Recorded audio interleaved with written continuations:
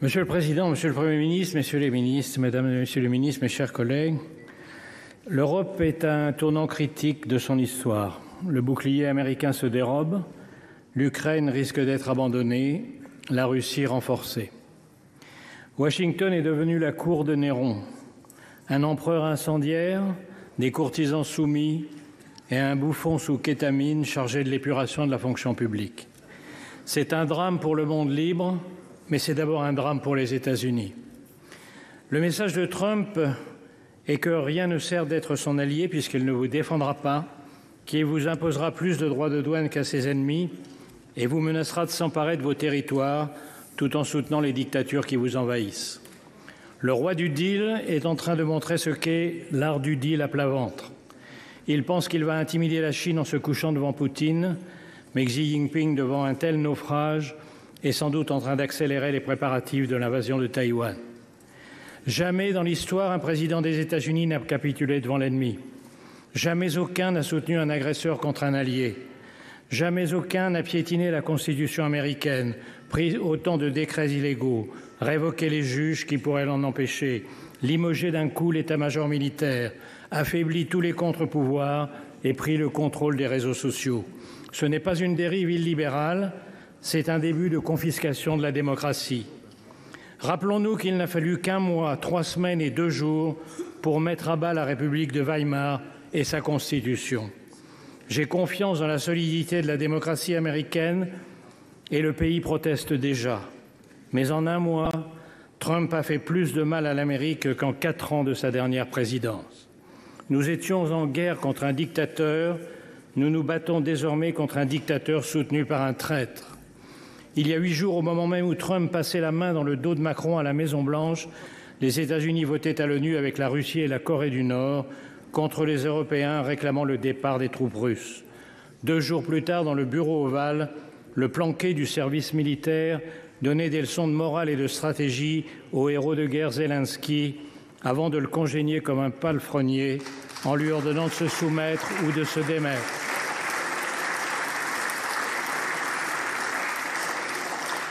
Cette nuit, il a franchi un pas de plus dans l'infamie en stoppant la livraison d'armes pourtant promise.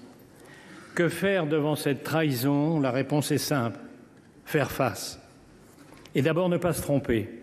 La défaite de l'Ukraine serait la défaite de l'Europe. Les pays baltes, la Géorgie, la Moldavie sont déjà sur la liste. Le but de Poutine est le retour à Yalta où fut cédé la moitié du continent à Staline. Les pays du Sud attendent l'issue du conflit pour décider s'ils doivent continuer à respecter l'Europe ou s'ils sont désormais libres de la piétiner. Ce que veut Poutine, c'est la fin de l'ordre mis en place par les États-Unis et leurs alliés il y a 80 ans, avec comme premier principe l'interdiction d'acquérir des territoires par la force. Cette idée est à la source même de l'ONU, où aujourd'hui les Américains votent en faveur de l'agresseur et contre l'agressé, parce que la vision trumpienne coïncide avec celle de Poutine. Un retour aux sphères d'influence, les grandes puissances dictant le sort des petits pays. À moi, le Groenland, le Panama et le Canada. À toi, l'Ukraine, les pays baltes et l'Europe de l'Est. À lui, Taïwan et la mer de Chine. On appelle cela, dans les soirées des oligarques du golfe de Mar-a-Lago, le réalisme diplomatique. Nous sommes donc seuls. Mais le discours selon lequel on ne peut résister à Poutine est faux. Contrairement à la propagande du Kremlin, la Russie va mal. En 3 ans, la soi-disant 2e armée du monde n'a réussi à grappiller que des miettes d'un pays 3 fois moins peuplé. Les taux d'intérêt à 25%, l'effondrement des réserves de devises et d'or, l'écroulement démographique montrent qu'elle est au bord du gouffre. Le coup de pouce américain à Poutine est la plus grande erreur stratégique jamais commise lors d'une guerre. Le choc est violent, mais il a une vertu. Les Européens sortent du déni. Ils ont compris en 1 jour à Munich que la survie de l'Ukraine et l'avenir de l'Europe sont entre leurs mains et qu'ils ont 3 impératifs. Accélérer l'aide militaire à l'Ukraine pour compenser le lâchage américain, pour qu'elle tienne, et bien sûr pour imposer sa présence et celle de l'Europe dans toute négociation. Cela coûtera cher. Il faudra en terminer avec le tabou de l'utilisation des avoirs russes gelés. Il faudra contourner les complices de Moscou à l'intérieur même de l'Europe par une coalition des seuls pays volontaires, avec bien sûr le Royaume-Uni. En second lieu, exiger que tout accord soit accompagné du retour des enfants kidnappés, des prisonniers et de garanties de sécurité absolue. Après Budapest, la Géorgie et Minsk, nous savons ce que valent les accords avec Poutine. Ces garanties passent par une force militaire suffisante pour empêcher une nouvelle invasion. Enfin, et c'est le plus urgent, parce que c'est ce qui prendra le plus de temps, il faut rebâtir la défense européenne négligée au profit du parapluie américain depuis 1945 et sabordée depuis la chute du mur de Berlin. C'est une tâche herculéenne, mais c'est sur sa réussite ou son échec que seront jugés dans les livres d'histoire les dirigeants de l'Europe démocratique d'aujourd'hui. Friedrich Merz vient de déclarer que l'Europe a besoin de sa propre alliance militaire. C'est reconnaître que la France avait raison depuis des décennies en plaidant pour une autonomie stratégique. Il reste à la construire.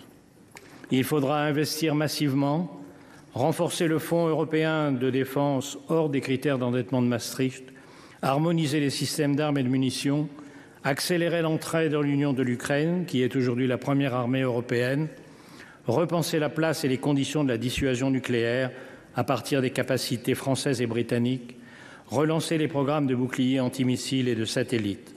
Le plan annoncé hier par Ursula von der Leyen est un très bon point de départ. Et il faudra beaucoup plus. L'Europe ne redeviendra une puissance militaire qu'en redevenant une puissance industrielle. En un mot, il faudra appliquer le rapport Draghi, pour de bon. Mais le vrai réarmement de l'Europe, c'est son réarmement moral.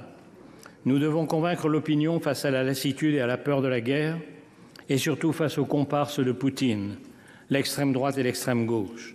Ils ont encore plaidé hier à l'Assemblée nationale, Monsieur le Premier ministre, devant vous, contre l'unité européenne, contre la défense européenne.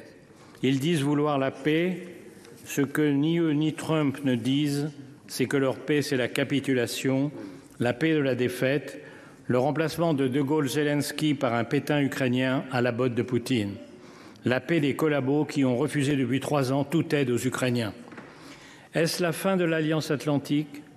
Le risque est grand, mais depuis quelques jours, l'humiliation publique de Zelensky et toutes les décisions folles prises depuis 1 mois ont fini par faire réagir les Américains. Les sondages sont en chute, les élus républicains sont accueillis par des foules hostiles dans leurs circonscriptions, même Fox News devient critique. Les Trumpistes ne sont plus en majesté, ils contrôlent l'exécutif, le Parlement, la Cour suprême et les réseaux sociaux, mais dans l'histoire américaine, les partisans de la liberté l'ont toujours emporté. Ils commencent à relever la tête.